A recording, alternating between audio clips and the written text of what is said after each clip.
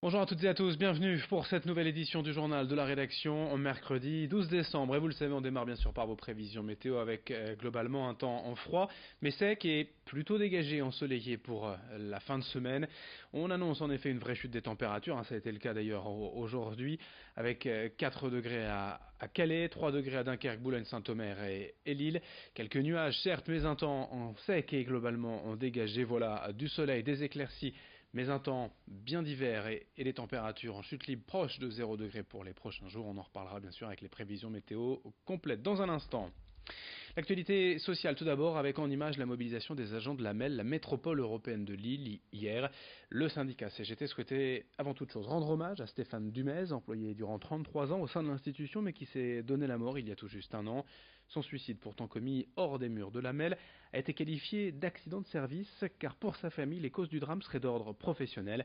Stéphane Dumez aurait été victime de pressions et de menaces les mois précédant sa mort.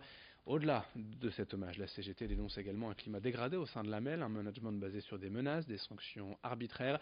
Le syndicat rapporte ainsi une hausse de 25% des congés longue maladie et une hausse des risques psychosociaux. Explication avec ce responsable syndical CGT au micro d'Idil Gunaï.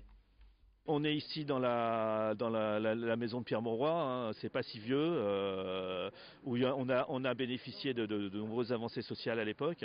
Aujourd'hui, ce sont plutôt des reculs, et depuis effectivement l'installation du président Castellin et de son directeur général des services, Bruno Cassette, c'est effectivement un management par la terreur extrêmement violent. Les agents subissent des réorganisations permanentes avec la mise à la vacance de leur poste, l'obligation de repostuler sur leur propre poste, c'est extrêmement anxiogène. Voilà un petit peu ce qui se passe dans cette maison. Dans cette édition également, nous évoquons encore et toujours la campagne annuelle de vaccination contre la grippe avec plusieurs chiffres à vous donner. Dans la région Hauts-de-France, près d'1,5 million de personnes sont invitées à se faire vacciner, mais seuls 700 000 le font réellement. Pour rappel, 13 000 personnes meurent chaque année en France à cause de la grippe. Les personnes visées comme toujours, les plus de 65 ans, les femmes enceintes, les personnes souffrant d'obésité morbide et de certaines maladies chroniques. N'oubliez pas, cette année, si vous êtes concerné, une nouveauté dans la région, les pharmaciens peuvent directement vous administrer le vaccin dans leur officine. Explication complémentaire quant à cette situation dans la région avec une responsable prévention à Dunkerque au micro de Marine Kijek. Pour la campagne de vaccination précédente, 2017-2018, en Hauts-de-France, on a atteint plus de 47% de la population ciblée qui s'est fait vacciner, contre 45% en France. Mais on est encore loin des recommandations de l'Organisation mondiale de la santé, qui serait de vacciner que 75% de la population ciblée soit vaccinée pour qu'il y ait une réelle couverture de toutes ces personnes. En termes de répartition de la population, les personnes de plus de 65 ans se font plutôt bien vacciner. Il y a plus d'une personne sur deux qui se fait vacciner. En revanche, pour les personnes qui sont ciblées, que ce soit des personnes atteintes de maladies chroniques ou les femmes enceintes, il y a moins de personnes qui se font vacciner. Le message est peut-être pas encore suffisamment passé auprès de ces personnes. Autre information en images, la cérémonie d'accueil à la citoyenneté française hier à Lille, à la préfecture du Nord, pour 63 personnes originaires de 27 pays, résidents de la région, mais surtout désormais citoyens français à part entière. Toutes ces personnes et leurs proches ont entonné la Marseillaise, puis l'hymne européen. Chacun de ces 63 citoyens nouveaux a reçu son décret de naturalisation et une copie de la Déclaration des droits de l'homme et du citoyen. Une cérémonie symbolique, bien sûr, pour faire passer un message, des valeurs, mais aussi une vraie manière chaleureuse de souhaiter la bienvenue. Lucille Constant a rencontré Irina, l'une de ces naturalisées. J'ai reçu la nationalité française, donc je suis venue célébrer cela. Ça rend officiel un papier et c'est beaucoup plus chaleureux. Oui, c'est plus chaleureux et on se sent vraiment accueilli. Ce n'est pas juste envoyé par la poste. On sent qu'on est vraiment invité en France. On veut de nous, donc ça me fait plaisir. Je suis ici depuis 10 ans en France. On s'est mariés, j'ai une fille. J'aurais aimé qu'elle soit là, elle est à l'école. J'ai fait des études ici en France, j'ai commencé à travailler. Je suis originaire de Roumanie. C'est un moment très important. C'est un honneur pour moi et je suis très heureuse d'être ici et de recevoir mon certificat. Je suis née en France, voilà.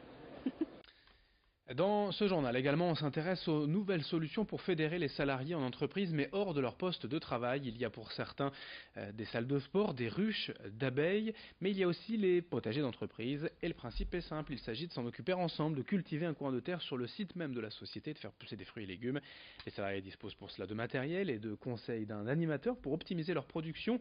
Dans la métropole lilloise, Philippe Tricard a créé Graines d'équipe il y a 2 ans et aide ainsi les entreprises à mettre en place une émulation externe au travail. Explication au micro de Xavier Silly.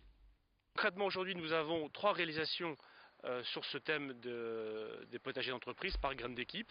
Et notre projet, c'est effectivement de développer ce concept sur l'année 2019. L'avantage de celui-ci, c'est qu'il s'intègre aussi complètement dans les réflexions du moment qui touchent l'environnement, le fait de manger des légumes bio, de faire soi-même ses légumes. Donc ça, c'est une spécificité liée à ce projet de Graines d'équipe.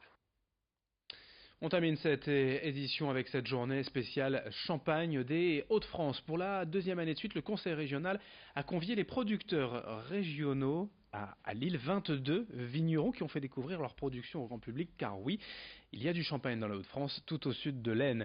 Là-bas, les raisins poussent sur des sols argileux et calcaires, 3 cépages principalement, le meunier, le pinot noir et le chardonnay. Idil Gunaï était à cette journée, elle a rencontré Daniel Fallon, vigneron depuis 18 générations, aujourd'hui retraité installé à Charly-sur-Marne. Principalement l'arrondissement de Château-Thierry avec les communes de Charly, Tréloux et tout ça. Et du reste, il y a beaucoup de vignerons de ces communes-là. C'est faire prendre conscience aux Hauts-de-France qu'ils ont la chance, et nous sommes aussi d'ailleurs ravis, de posséder 10% de l'ensemble des terres de Champagne sur leur géographie. Et ça, peu de gens en sont conscients. Pour nous, c'est un atout. Parce qu'au départ, je dirais qu'on aurait préféré être dans le Grand Est. Et aujourd'hui, on s'aperçoit que finalement, ça nous ouvre vers à la fois la Belgique, l'Angleterre et l'île et toute sa région. Et c'est formidable. Et d'ailleurs, cette journée est là pour le dire. Fin de ce journal, fin de cette édition. Merci à vous de l'avoir suivi. À suivre d'autres infos, notamment vos prévisions météo. Merci de votre fidélité.